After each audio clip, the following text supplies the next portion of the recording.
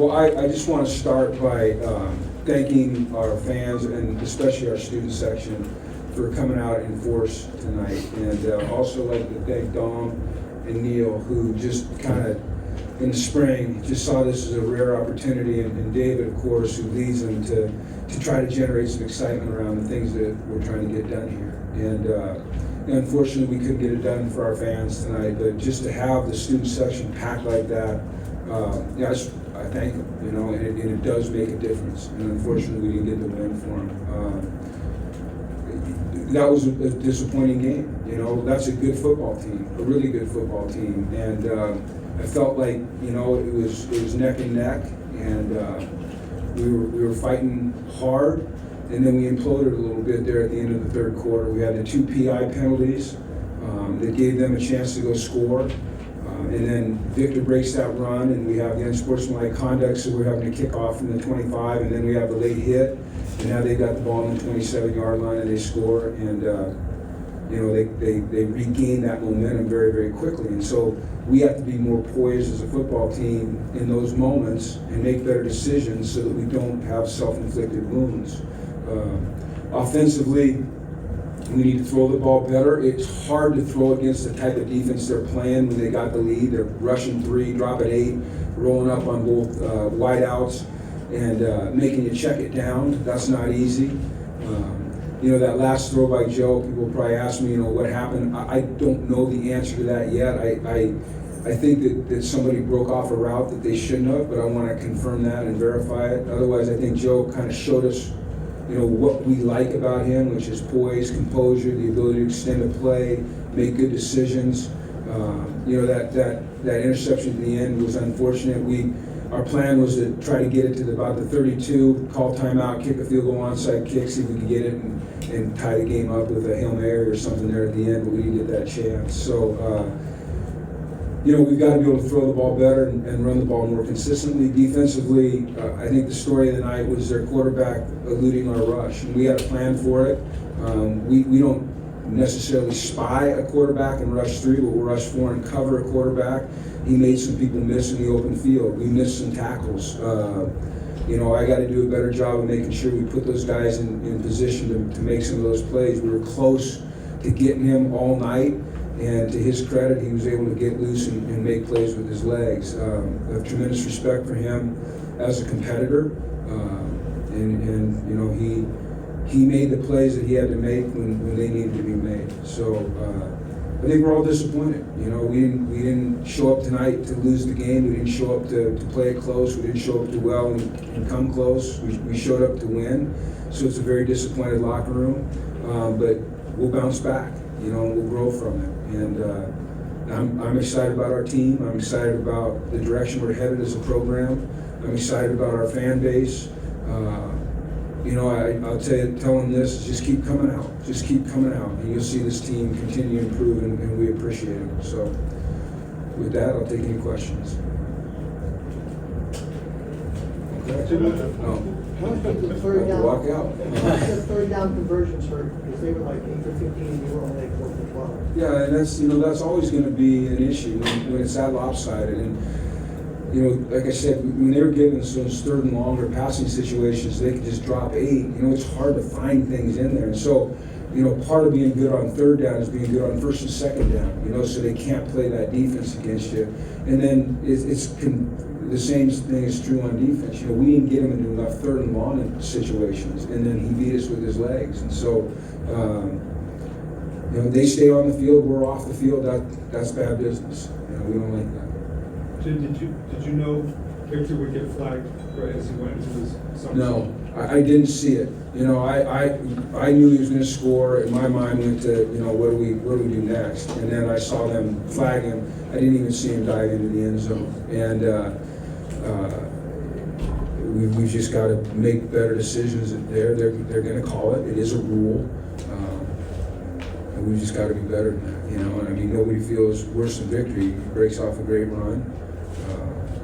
And we all have to learn from it. It's unfortunate when you learn those tough lessons in a loss. And they really sting.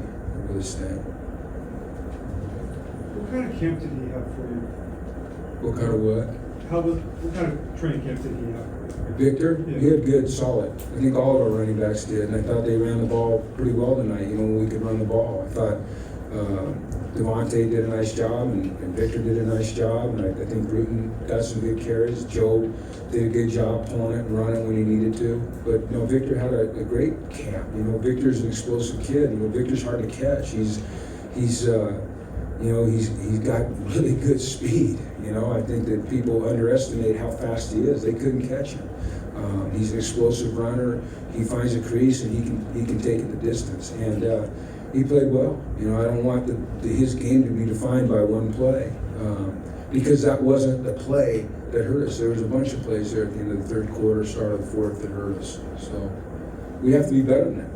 And that's my responsibility to make sure that we are better than that. How much of some of the struggles in the passing game due to like a new quarterback kind of running new receivers? I didn't get that feeling. I really didn't. Sometimes you get that feeling. He was off on a couple throws. Maybe the routes weren't as crisp as they needed to be on a couple throws, but I think it was more a function of us getting behind a little bit at the sticks, okay, and then having to throw into coverage is really difficult to throw in because we weren't in a position to run the ball. But I think that the cohesiveness between Joe and the receivers is good, and it'll only get better as they continue to practice and play together. Jim, how do you coach that type of thing with a player like Victor? You want your players to be passionate, exuberant. You want them to care about what they're doing. How do you kind of coach that where they don't go over the line? Yeah, well, we talk about it a lot. Playing with emotion without becoming emotional. Making good decisions, staying in the moment, not being affected by negative things or positive things, just staying true to who we're supposed to be in that moment. And we talk about it a lot, finding the edge, staying on the edge, never going over the edge. You try to put them in tough situations in practice, where if they get carried away, you can stop and explain what just happened. I think in a moment like that, for Vic, the hometown hero, breaks a long one, gets us close. He just has a momentary lapse in judgment, which is not like him. Love him to death, man, and he's going to do great things around here for the next couple of years. So I just wanted to say it again. This is not like that. That wasn't the play. You know what I mean? That wasn't the play. The next play, the return, the hit out of bounds. Those things all matter as well.